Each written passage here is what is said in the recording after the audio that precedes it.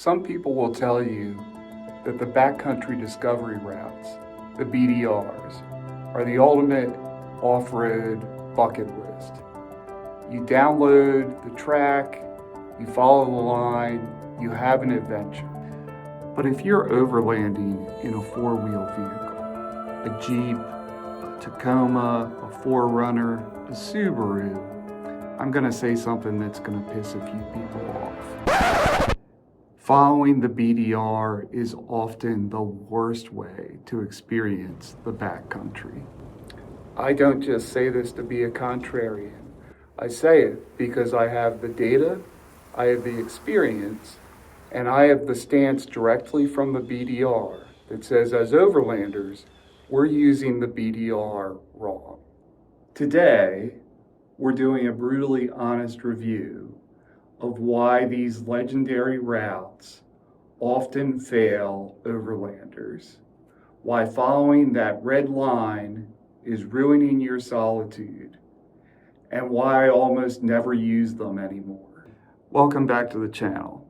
If you've watched any of my recent brutally honest reviews, like my Acadia deep dives or my Allegheny National Forest trip, you know that I don't sugarcoat things.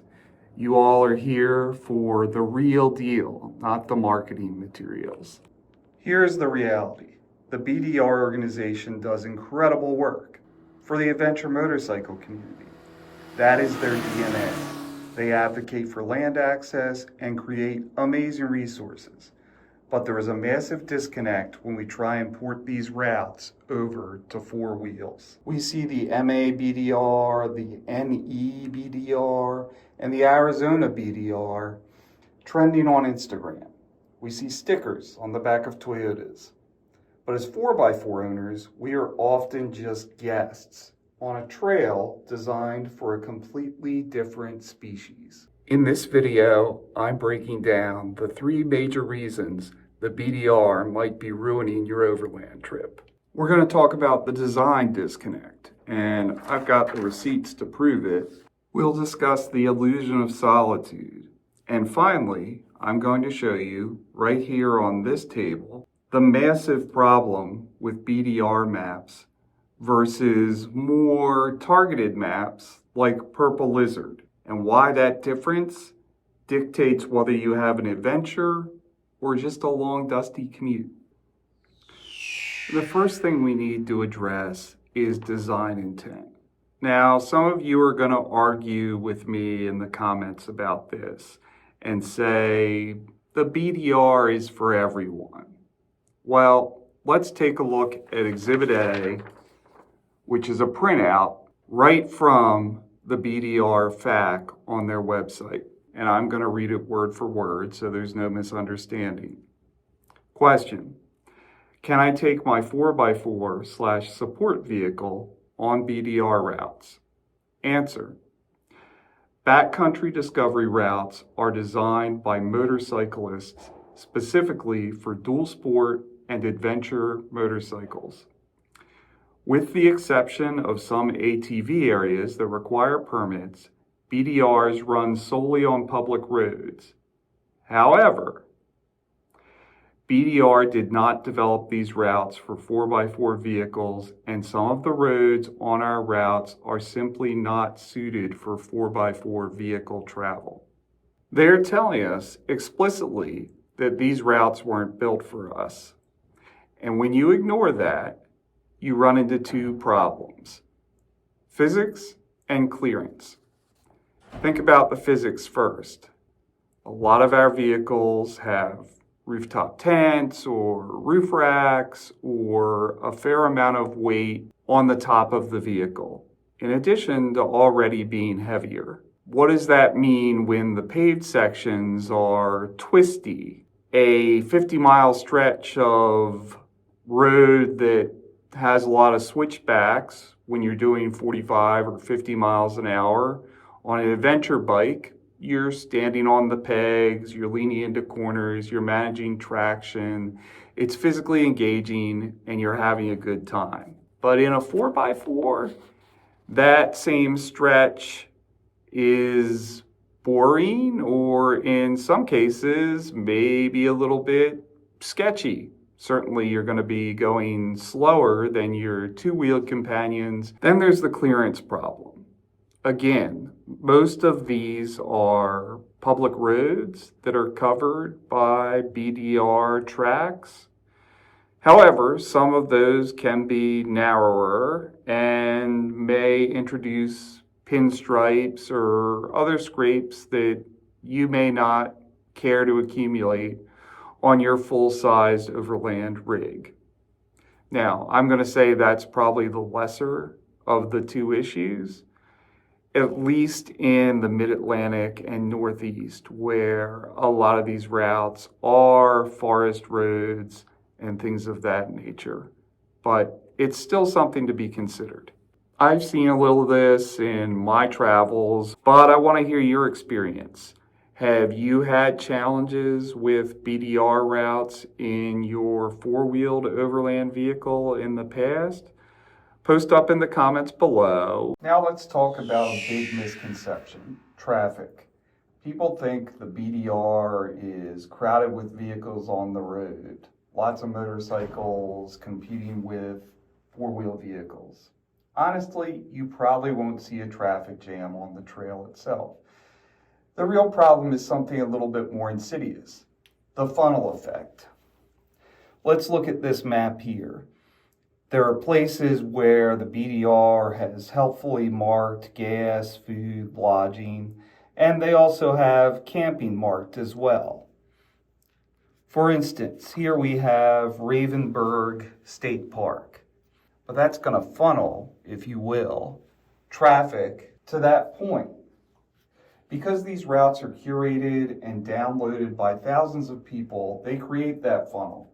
You might drive for 3 hours, feel like the last person on earth, but the moment you roll up to that perfect campground marked on the GPX file, it's already super busy. Maybe there's not even any place to camp there. Now, admittedly, this may be a bit of a bigger issue in the Mid-Atlantic and on the East Coast. Out west, you have tens or hundreds of thousands of acres of BLM land, and the rules say that you can camp basically anywhere. Out here, the public land is a little bit more fragmented and a little bit more spread out, and there are very strict rules about where you can and can't camp. When a BDR map highlights a legal campsite or campground in a region with limited inventory, it guarantees competition. You aren't competing for the road, you're competing for the destination. There's nothing worse than driving all day expecting a quiet night by the fire, only to find 3 other groups of Tacomas and a Sprinter van already set up in the only legal spots for 10 miles. The BDR promises adventure, but because everyone is using the same playbook, it delivers a KOA campground experience in the middle of the woods. This is digital tunnel vision. When you follow the line on the screen, you ignore everything else around you. You bypass the empty spots because the app didn't tell you they were there. And you flock to crowded spots because the app told you they were the best. So how do you escape the funnel? This is probably where I'm going to lose the app-only crowd, but you need to stop relying on the red line and start looking at physical, high-detail maps. The critical difference here is scale.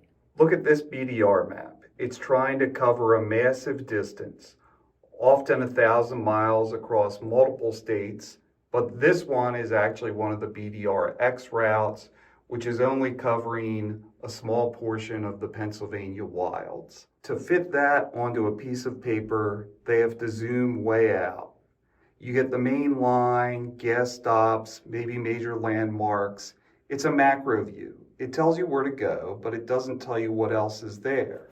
Now compare that to a purple lizard map for the same area. These maps are focused on specific forests or a single region. The scale is zoomed way in. Suddenly, you aren't just seeing the highway, you're seeing the old logging spurs, the dead-end trails, the topography of the land in high definition. Look at Caledonia Pike on the BDRX map here. It's a pretty long road, about close to 20 miles if I remember correctly, all unpaved, and is a major east-west passage through the Pennsylvania wilds. Look at the same road on this purple lizard map. It covers the better part of this half of the map. And you can see all the detail in terms of trails that connect with it, points of interest, camping, etc. Now, I know what you're thinking, but I have the GPX files and I've got OnX Off-Road or some other mapping solution. I can just do this on my phone and I can zoom in and I can see all of that detail whenever I want it.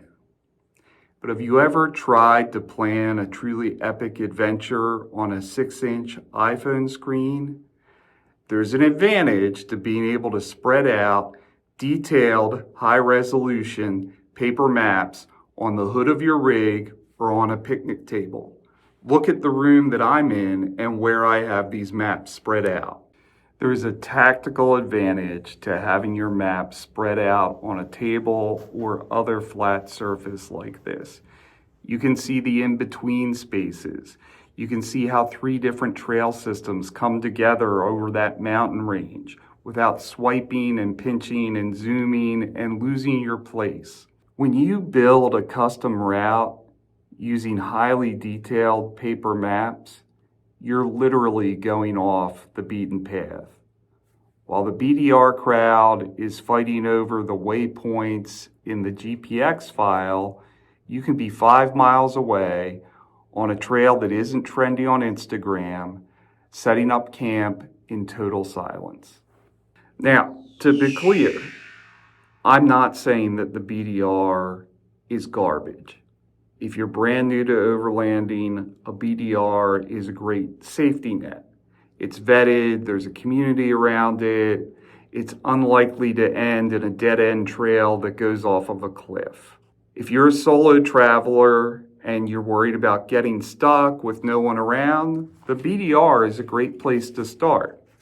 Just keep in mind the caveats that we've talked about in terms of clearance and the intended purpose for these maps.